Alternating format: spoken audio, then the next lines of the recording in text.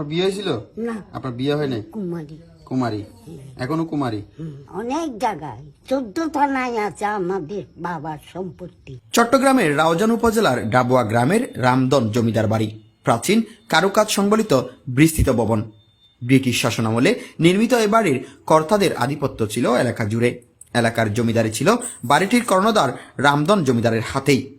সকাল থেকে গভীর রাত পর্যন্ত নানা শ্রেণী পেশার মানুষের আনাগোনা থাকত বাড়িটিতে। শ্রী রামদন জমিদার মারা যাওয়ার পর তার পুত্র কেশবচন্দ্র দর জমিদারির হাল ধরেন। কেশবচন্দ্র দর 1955 সালের 6 জুন মারা যান। এরপর থেকে ম্রিয়মান হতে শুরু করে জমিদার বাড়ির জৌলুস। বাড়িটিতে বার্ধক্যের চাপ এখন দৃশ্যমান। বর্তমানে দেয়ালের পলেস্তারা উঠে শেওলা জমেছে ভবনটির বিভিন্ন স্থানে। কর্মচাঞ্চল্যে ভরা বাড়িটি এখন কেবলই কংক্রিট ইটের দালান। ঐতিহ্যময় ভবন জুড়ে এখন শুনশান নীরবতা। কথা হয় জমিদারের সাথে। তিনি রামদন দর জমিদারের নাতনি। তার বয়স শতকের কাছাকাছি বা একটু বেশি। তার কাছে এই জমিদারির ব্যাপারে জানতে চাইলে তিনি বলেন, দাদার নাম কি? রামধন ধর। আচ্ছা, আপনাদের এখন কে কে বেঁচে আছে? বাইরেরা তো সব মারা গেছে, বোনরাও মারা গেছে। বোনের ছেলে মেয়ে আছে, বাইপুর আছে, বাইজি আছে। ওরা টানো থাকে।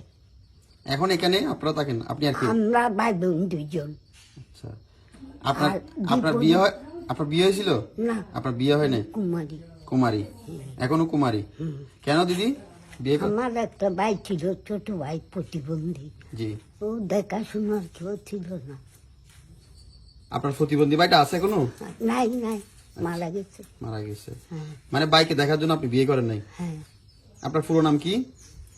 ছবি দশ। আমরা 5 ভাই 8 বোন, সবাই চলে গেছে। আমরা ভাই বোন দুজন আছি। বাইপুর আছে, বাইজি আছে, বোনের মেয়েরা আছে। এই আপনাদের সয় সম্পত্তি তো এখানে ছাড়া অন্য জায়গায় আছে মনে হয়? অনেক জায়গায় 14 থানায় আছে আমাদের বাবার সম্পত্তি। ফটিকছড়িতে আছে না? হ্যাঁ, তো এগুলা সম্পত্তিগুলো এখন কারা ভোগ করতেছে? জানি না। বাচ্চারা তো চাকরি বাকরি নিয়ে ব্যস্ত, দেখাশোনার লোকও নাই।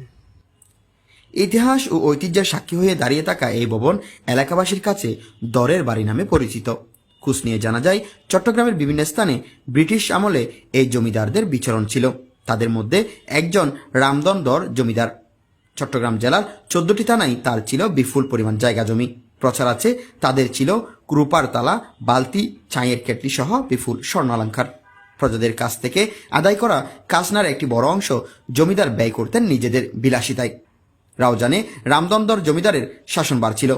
এলাকার লোকজন জমির কাসনা দিতে ব্যর্থ হলে এই জমির মালিক হতেন জমিদার।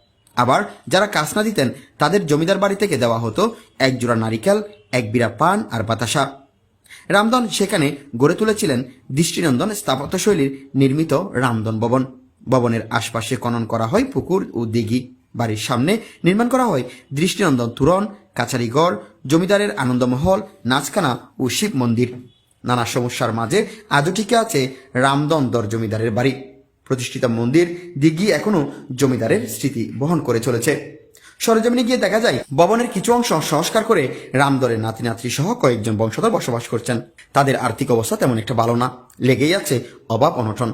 তবে জমিদার রামদন ও রামগতিধরের বংশধরের মধ্যে অনেকে পরিবার পরিজন নিয়ে ভারতে, চট্টগ্রাম শহর এবং রাজধানী ঢাকায় বসবাস করেন বলে জানা গেছে। তাদের আর্থিক অবস্থাও ভালো। তারা দুর্গাপূজা কিংবা পারিবারিক অনুষ্ঠানে অংশ নিতে আসেন এখানে। ডাবুয়া জগন্নাথ হাট, ডাবুয়া ইউনিয়ন পরিষদ, চিকদাইর পুলিশ পাড়ি সহ রাউজান আর এসসি মডেল হাই স্কুলের প্রতিষ্ঠায় বিশেষ অবদান রয়েছে ওই জমিদার বংশের।